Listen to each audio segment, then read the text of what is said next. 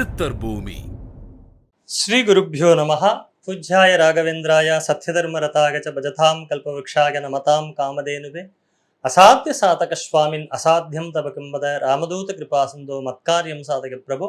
எனதருமை குருநாதர் திருமுக புதுவுடை மூர்த்தி ஐயா அவர்களை வணங்கி நமது சேனல் நேயர்கள் அனைவருக்கும் எல்லாம் நிறைவாகட்டும். அக்ஷய திருத்தியை வருகின்ற மே மாதம் 10ஆம் தேதி அக்ஷய திருத்தியை நிகழவிருக்கின்றது. புராணங்கள் படி பார்த்தோம்னா விநாயக பெருமான் வியாசர் பாரதத்தை கூற எழுதிய ஆரம்பித்த பாரதம் மகாபாரத காவியத்தை எழுத ஆரம்பித்த நாள். பரசுராமர் தசாவதாரங்கள்ல பார்த்தோம்னா பரசுராம அவதாரம் அப்படிங்கிற அந்த அவதாரம் 6வது அவதாரமாக நிகழ்ந்த பெருமாளினுடைய அவதார பரசுராம அவதாரம் ஆன தினம். அன்னபூரணி அன்னை அன்னபூரணி அவதரித்த நாள் இந்த அக்ஷய திருதியை. குச்சேலனுக்கு செல்வத்தை கிருஷ்ணர் கொடுத்த நாள் அப்படின்னு சொல்றாங்க அக்ஷய திருதியை. அப்படி என்ன குச்சேலன் அப்படிங்கிறவன், சேலம் அப்படின்னா துணி அப்படின்னு அர்த்தம். சேலம்னா துணி.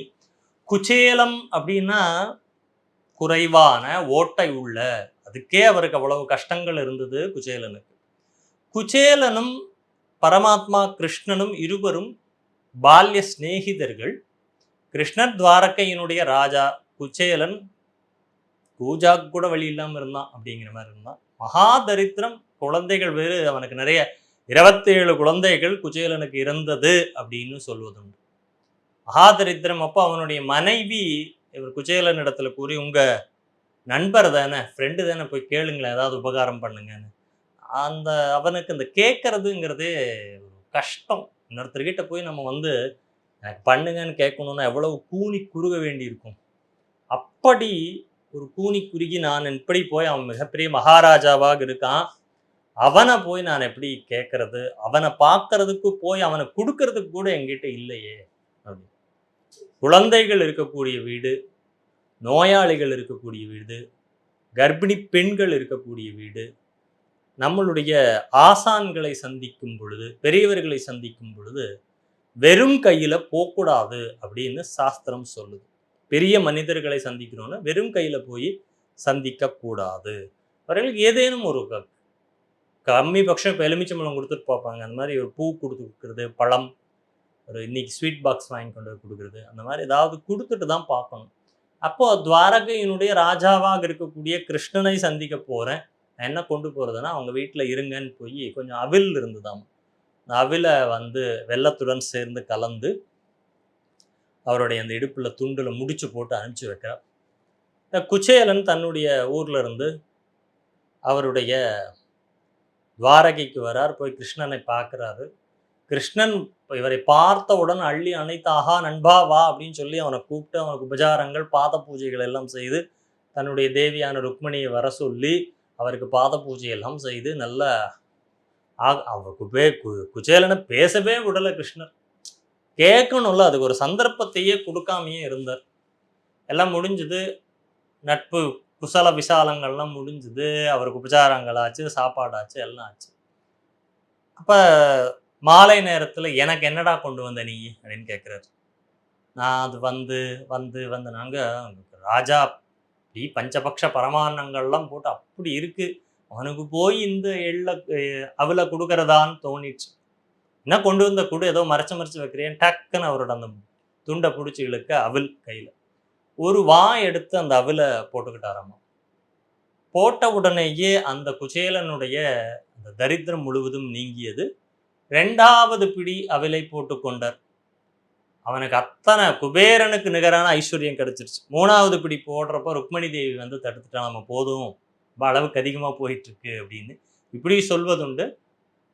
ருக்மணி தேவியை அழைத்து குச்சேலன் இருக்கக்கூடிய அந்த திக்க பாருன்னு சொன்னாருன்னு ஒரு கதை உண்டு.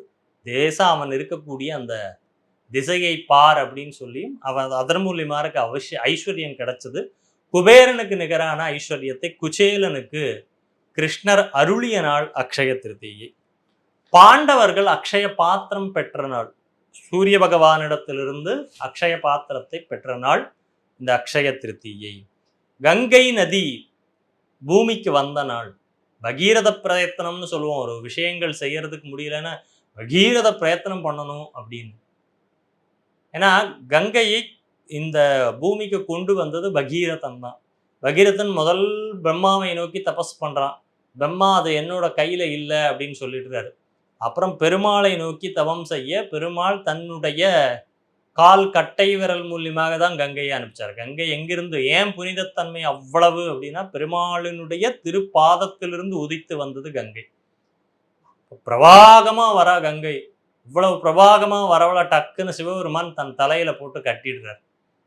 வரவேண்டிய பூமிக்கு வரவேண்டிய கங்கை தடுத்து ஆட்கொள்ளப்படுகிறது. திரும்பியும் சிவனை நோக்கி தபஸ் எத்தனையோ வருஷ காலம் செய்கிறான் பகீரதன். அப்புறம் சிவன் தன்னுடைய ஒரு ஜடையை மாத்திரம் திறந்து அந்த கங்கை நிதானமாக பூமிக்கு வரும்படியாக செய்கிறார். அப்போ முதல் பிரம்மாவை நோக்கி ஒரு தவம், அதுக்கப்புறம் சிவனை நோக்கி ஒரு பெருமாளை நோக்கி தவம், அப்புறம் வரவேண்டிய கங்கை பாதியில் நிறுத்தப்படுகிறது. திரும்பியும் சிவபெருமானை நோக்கி தவம் இருந்து அந்த கங்கையை பூமிக்கு கொண்டு வந்து தன்னுடைய முன்னோர்களினுடைய அஸ்திகளை கரைத்து அவர்கள் நற்கதிக்கு செல்ல இந்த பகீரதன் முயற்சி பண்ண. அப்புறம் தான் பகீரத பிரயத்தனம்னு அதுக்கு தான் சொல்றோம். அப்படி அந்த கங்கை நதி இந்த பூமிக்கு வந்த புண்ணிய நாள் அக்ஷய திருதியை. குபேரன் மகாலட்சுமியை மகிழ்வித்து தனத்திற்கு அதிபதியான நாளும் இந்த அக்ஷய திருதியை தான். அப்ப இத்தனை விசேஷங்கள் இந்த அக்ஷய திருதியில இருக்கு.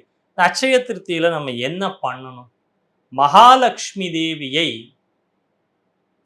ஒரு கலசத்தில் ஆவகித்து ஒரு இலை போட்டு அது மேல ஒரு சொம்பு, பித்தளை சொம்பு அல்ல வெள்ளி சொம்பு, உங்க வீட்டில் என்ன இருக்கோ அதை வைத்து அதில் நீர் நிரப்பி வாசனாதி திரவியங்கள் பச்சை கற்பூர ஏலக்காய் இதெல்லாம் போட்டு அதன் மேலே மாவலையை வைத்து தேங்காய் வச்சு அலங்கரித்து அதற்கு அருகிலே அரிசிப்படின்னு சொல்கிறோம். இந்த அரிசிப்படி தான் வந்து லக்ஷ்மி குஞ்சம்னு அதுக்கு பேர்.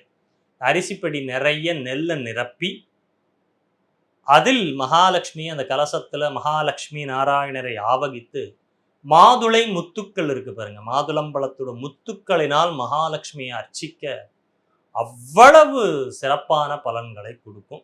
அதே போல கனகதாரா ஸ்தோத்திரம்னு சொல்றோம். அந்த கனகதாரா ஸ்தோத்திரம் உருவான ஆதிசங்கர் கனகதாரா ஸ்தோத்திரத்தை இயற்றி இந்த ஏழ்மை நிலையில் இருந்தவங்களுக்கு தங்க நெல்லிக்காய் மலையை புளிய வைத்த நாளும் இந்த அக்ஷய திருதியை தான். அப்ப இதுல தங்கம்தான் வாங்கணுங்களா? தேவையில்லை. தங்கம்தான் வாங்கணும் வேண்டும் என்று நினைத்து கொண்டிருக்கிறோமா? இல்லை. முக்கியமான தானங்களை செய்வது சிறப்பு. உங்களால் முடிந்த தானங்களை செய்வது சிறப்பு. இந்த நாளில் எந்த ஒரு செயலை தொடங்கினாலும் அது அக்ஷயமாய் வளரும். நம்ம அட்சய லக்ன பத்ததி ஜோதிடத்துக்கு பேரே பாருங்க, அட்சய லக்ன பத்ததி. வளரும் லக்னம் அப்படின்னு. வளரும் லக்னம் மாறும் வாழ்க்கை. நம்ம வயது எப்படி கூடி கூடி சென்று கொண்டு இருக்கிறதோ அதே போல நம்முடைய லக்னமும் வளரும் அப்படிங்கிறது தான் அட்சய லக்ன பத்ததி ஜோதிடத்தினுடைய முக்கியமான ஒரு சிறப்பம்சம். அப்படி அக்ஷயமாய் வளர்தல் எது ஆரம்பிச்சாலும் அது வளர்ச்சியை நோக்கி போகும். குறைவில்லாது கிடைக்கணும். நமக்கு வாழ்க்கையில குறைவில்லாது கிடைக்க வேண்டியது தங்கமா? இல்லையே. என்ன கிடைக்கணும்? உணவு. அப்ப அன்னைக்கு என்ன வாங்கணும்? உப்பு, அரிசி, மஞ்சள், வெல்லம். இப்படி அன்றாட வாழ்க்கைக்கு அடிப்படை தேவை என்ன? உணவு தாங்க. எஞ்சான் உடம்பிற்கு சிரசே பிரதானம்ங்கிற மாதிரி உதர நிமித்தம் பகுகிருத வேஷம். வயிற்று பொழப்பு தான், வயிறு தான் பிரதானம். இந்த வயிறுக்கு என்ன வேணும்? உணவு இல்லையா? இந்த பசின்னு ஒன்று இந்த உலகத்தில் நமக்குள்ள இல்லாமல் இருந்ததுன்னா எல்லாருமே ஞானிகளாக இருந்திருப்போம். இந்த பசின்னு ஒன்று உருவானதுனால தான் ஒவ்வொருத்தர்களுக்கு அவரவர்களுக்கு விதிக்கப்பட்ட அறிவு கெட்டிய வேலைகளை செய்து ஒரு சம்பாத்தியத்தை உருவாக்கி அதன் மூலியமாக உண்ண உணவு, இருக்க உடுக்க உடை, இருக்க இடம், இது 3 தான் அத்தியாவசிய தேவை.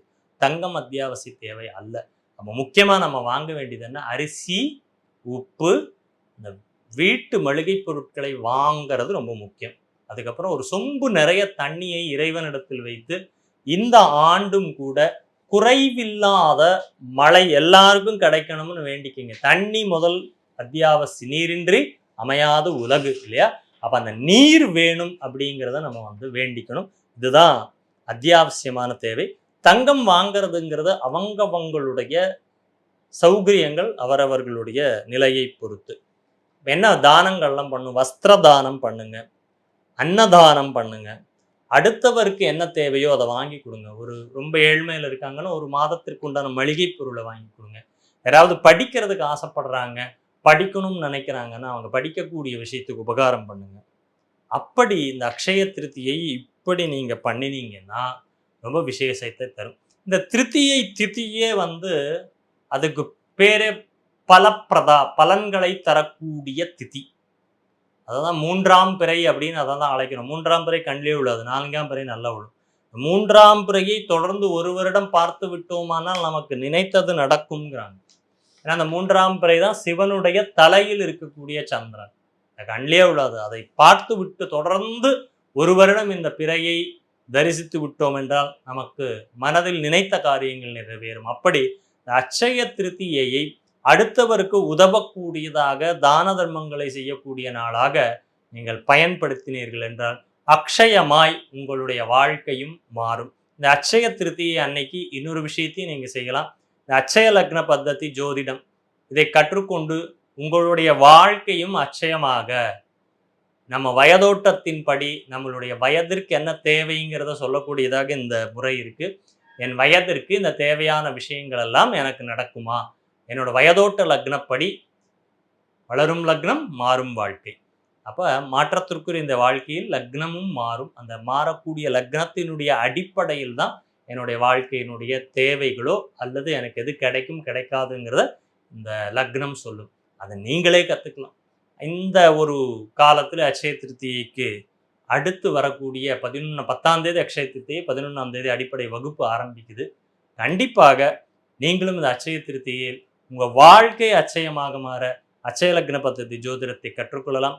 இதில் சொன்னபடி மகாலட்சுமியை மாதுளம் முத்துக்களால் அர்ச்சித்து மகாலட்சுமியினுடைய பூஜையை செய்து இல்லாதவருக்கு இயன்றதை தானம் செய்து உங்கள் வாழ்வில் அக்ஷயமாய் வாழுங்கள்.